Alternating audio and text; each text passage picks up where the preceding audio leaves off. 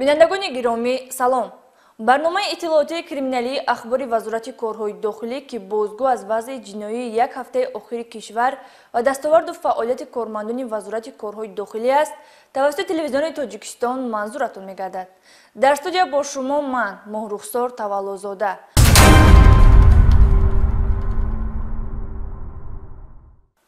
بزرگان ما خیلی درست فرمودند که هر کسی که از تجربه روزگار بهره نمیگیرد او در دفع حوادث زندگی خویش عاجز و ناتوان خواهد ماند. متاسفانه ما در حیات خود خیلی زیاد مشاهده می‌نماییم که اشخاص جاهل و ناتوان بین که رذالت و کوتاه اندیشی وجود آنها را فرا گرفته است در حل عادی‌ترین مشکلات زندگی خود دست به اموال ناپسند و جنایت می‌زنند که در نتیجه نه تنها خود آنها بلکه حیات و سلامتی اطرافیان و حتی پیوندان خویش را زیر خطر می‌گذارند. احسان عبدالله‌زاده عاید یک جنایت مخصوصاً وزنین کشتار همسر از جانب شوهر گزارش آمده نموده است.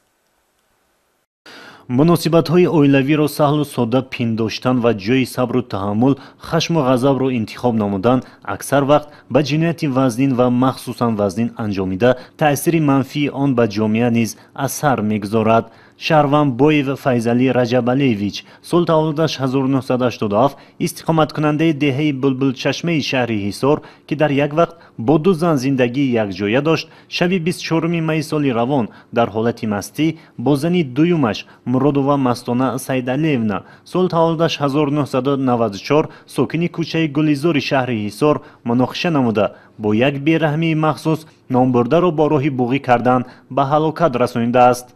اینجا دستان پرسید یک جنجال شد ما یک پلاک زدم شد ما در اینجا دو نداشت زدم که با خوراک کردم با یک پلاک زدم که خواب نکرد ما دستش که چند دیدم خیلی اگردش مونده تو دو میشه نمیخه خیلی یک پایین شش نکو خیلی بگم خیلی کرای زدم اونجا جونش پروموداد و سر میشه. سپس برای رویپوش کردن جنایت مخصوصاً وزنین صادر کرده‌اش جسد مرادووا مستانه را توسط عربه به زمین‌های حدود دهه بلبل چشمه شهر حصار آورده آتش زده است.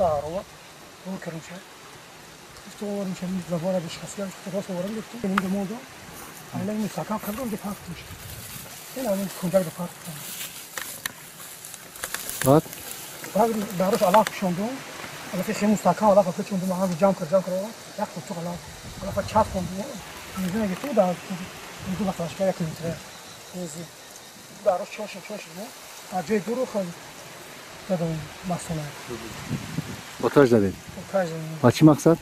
سود نیست که هیچ کی نبینه هیچ خبر نشه برای مقصد کارمندان شعبه وزارت کارهای داخلی در شهر حصار با براه ماندن متدهای مخصوص اپراتیوی و دایر کردن چاره‌بینی اپراتیوی جستجویی بعد پیدا گردیدن جسد مرحوم در گرم و گرمی جنایت مخصوصاً وزنین را آشکار و صادر کننده آن را دستگیر نمودند. سنه 24 می سال 2023 با رسیدن خبر عاید جسد شخصیتش نامعلوم روی اپراتیوی شعبه وزارت کارهای داخلی در شهر حصار با جای حادثه سریع حاضر گردیدند. هنگام گذراندن چاره‌بینی اپراتیوی جستجویی شخصیت جسد معین گردیده همزمان معین گردید که مرحوم از جانب شوهرش با راه بوغی کردن به هلاکت رسانیده شده است و برای رویپوش کردن ایز جنایت جسد را آتش زده است. قانونگذار بهوده دوزنگی یا سرزنگی را یعنی با دو یا یک چند زن زندگی کردن با پیشبری خواجگی عمومی را کرداری غیرقانونی یعنی جنایت اعتراف نکرده است، زیرا یکی از سبب‌های سرد گردیدن مناسبت‌های عائلوی و در این زمینه صادر گردیدن جنایت‌های وزنین رعایت نکردن طلبات همین بند قانونگذاری میباشد. مورد ذکر است که در حالت مستی صادر کردن جنایت مخصوصاً وزنین و آتش زدن جسد با مقصد از بین بردن ایز جنایت جوابگری را برای بویو فیضعلی در نزد قانون وزنین‌تر می‌نماید. وابسته به حالت مذکور در پروکراتور شهر حصار نسبت دستگیر شده با دسترسی ماده 104 کدکس جنایتی جمهوری تاجیکستان پرونده جنایتی آغاز گردیده در پیشبرد تفتیشات قرار دارد.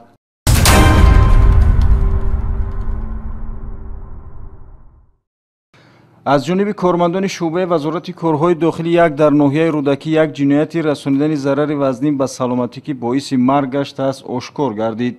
санаи 19 майи соли 2023 тахминан соати 14:40 ноболиғи 17-сола сокини ноҳияи синои шаҳри душанбе дар назди роҳи мошингарди деҳаи чорякарони ноҳияи рӯдакӣ бо Акрамов Маҳмадалӣ соли таваллудаш 1963 сокини шаҳри Душанбе духтури беморхонаи Истиқлол баҳсу мунозира карда бо истифодаи зӯроварӣ бо мушт як маротиба ба қисми рӯи Акрамов задааст ки дар натиҷа номбурда ба замин афтода сараш ба бетони канори роҳ бархӯрдааст.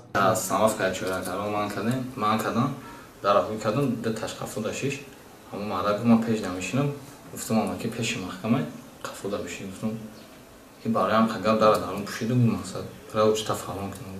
Амарам خرج سام باید فرمادم میامش تو خورده یامش دارم جای روش زدم غلطی و گرفتم دیدم که خونم اومده سگ گرفتم سر از بورش کردم بریم مشکل گرفتم و بانی سر بودمش طبق خلاصه سند طبی سودی ضرر برداشته نمبرده به ضرر وزنی به سلامتی با علامت‌های برای حیات خطرناک منسوب میباشد.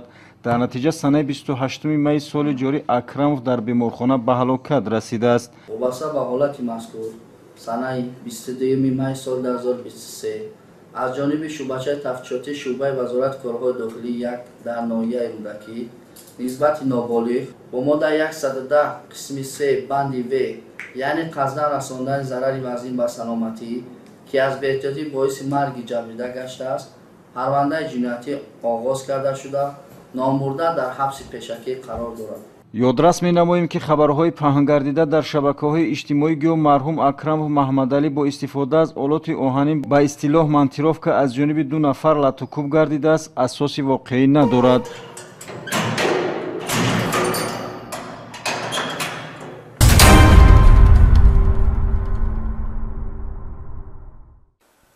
мақомоти корҳои дохилӣ дар ноҳияи дӯстӣ парвариши ғайриқонунии ниҳоли кӯкнорро ошкор намуданд. Милитсия нагузошт ки ҳадафи нопок амалӣ ва аз натиҷаи гардиши воситаи нашъатдор ба саломатии аҳолӣ зарар расонида шавад. аз замини наздиҳавлигии боздошт гардида 1400 бех ниҳоли кӯкнор дарёфту мусодира карда шуд. гузориши навбатӣ дар ин хусус. ҳарчанд кишту нигоҳубини зироатҳои дорои моддаҳои нашъатдор амали ғайриқонунӣ аст, мутаассифона баъзе нафарон барои қонӣ кардани ниёзҳои иҷтимоӣ ва ба даст овардани даромади моддӣ дар заминҳои ҳосилхез растаниҳои нашъатдорро ки кишташон манъ шудааст парвариш мекунанд. аз ҷониби кормандони шӯъбачаи кофткови ҷиноятии шӯъбаи вазорати корҳои дохилӣ дар ноҳияи дӯстӣ ҳангоми санҷиши ахбороти фаврӣ ва аз назаргузаронии ҳавлии истиқоматии шаҳрванд Шафиев Шералӣ соли таваллудаш 1962 истиқоматкунандаи деҳаи лоотии ноҳияи дӯстӣ муайян карданд ки номбурда донаҳои зироати маводҳои нашаовари кишташон манъшудаи намуди кӯкнорро дар замини корами назди ҳавлигиаш кишт ва бо нигоҳубини махсуси агротехникӣ парвариш намудааст. гиёҳҳои дар таркибаш моддаҳои нашъатдор дошта кишташон манъшудаи намуди кӯкнор дар ҳолати хубӣ нашунамо буда 1400 бехро ташкил медиҳанд. кормандони милитсия дар вақти аз назаргузаронии ҳавлии истиқоматии гумон бар шаванда Шафиев Шералӣ моддаҳои нашъатдори кишташон манъшудаи намуди кӯкнорӣ аз назарҳо пинҳон кардаи кишоварзро дарёфту решакан карданд. барои чунин амали ғайриқонунӣ нисбати гумонбаршуда бо моддаи 204 қисми 4 кодекси ҷиноятии ҷумҳурии Тоҷикистон парвандаи ҷиноятӣ оғоз карда шуда тафтишот идома дорад.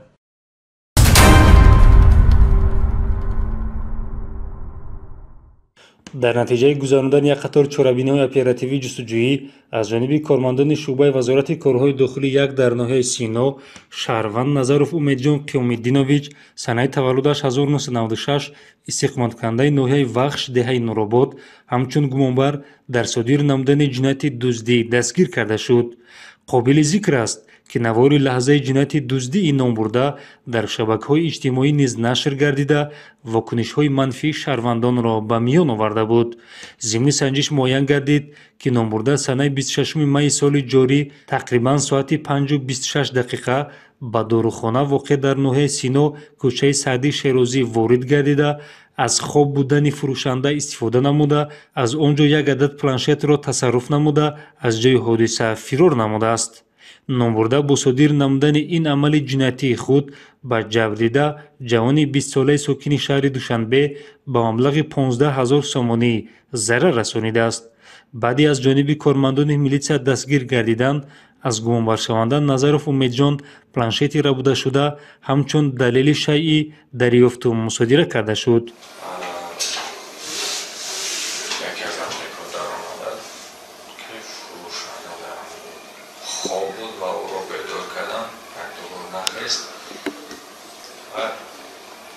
دست را پیشش گرفتم و برآمدم. کارمندان پنسیون را دستگیر کردم. عین زمان نسبت گمبرشونده نظرов умедҷон бо гумони содир намудани ҷинояти дуздӣ маводҳои зарурӣ тартиб дода шуда барои оғоз намудани парвандаи ҷиноятӣ ва ошкор намудани дигар ҳолатҳои дар ҷиноят даст доштани номбурда мавриди тафтишоти пешакӣ қарор дорад.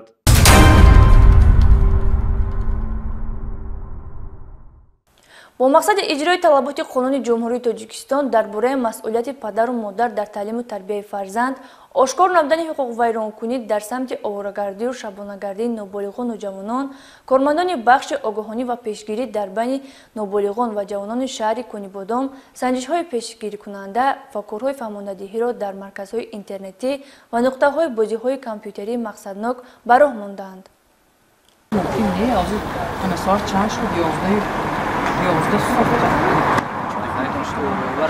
хадамоти огоҳонӣ ва пешгирии ҳуқуқвайронкунӣ дар байни ноболиғон ва ҷавонони шӯъбаи вазорати корҳои дохилӣ дар шаҳри Конибодом бо мақсади пешгирӣ аз бадрафтории наврасону ҷавонон ва паҳн нагаштани одату хислатҳои номатлубе ба мисли майзадагию нашавандӣ, фоҳишагӣ, муноқишаҳои гурӯҳӣ, шабгардӣ, бо худ гирифта гаштани олатҳои тезу бурранда аз тарафи ноболиғон, машғул шудани онҳо ба бозиҳои компютерӣ хусусияти зӯроварӣ дошта, бозиҳои саргармкунандаи бурднок ва дигар паҳлӯҳои ба камолоти насли ҷавон алоқаманд дар якҷоягӣ бо сохторҳои дар тарбияи наврасону ҷавонон масъули мақомоти иҷроияи ҳокимияти давлатии шаҳри Конибодом нақшаи ретҳои шабона ва рӯзонаи профилактикиро тартиб дода корбарӣ намуда истодааст. ҳафтаи равон ҳамин гуна чорабинии мақсаднок дар маркази маъмурии шаҳри Конибодом гузаронида шуда якчанд камбудиҳо дар самти риоя нагаштани қонуни ҷумҳурии Тоҷикистон дар бораи масъулияти падару модар дар тарбияи фарзанд, риоя накардани қоидаҳои санитарӣ, шартномаҳои меҳнатӣ аз ҷониби корфармо ва коргар ошкор намуданд. аз ҷумла ҳолати шабгардии гурӯҳи 4 нафар наврас дар соати 23 шаб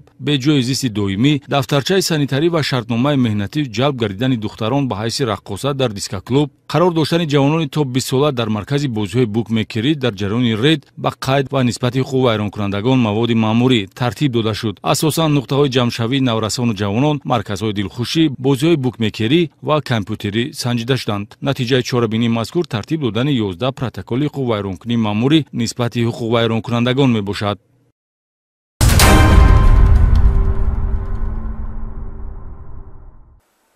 ҳамҷирони арҷуманд, дар хотимаи барнома бароятон тандурустию хонободӣ таманно намуда. умед дорем ки бо робитаю ҳамкориҳои шумо бо мақомоти милитсия вазъи ҷомеа беҳтар ва кирдорҳои ҷиноӣ сари вақт ошкору пешгирӣ карда мешаванд. ба ояндаи ватан хушбин бошед.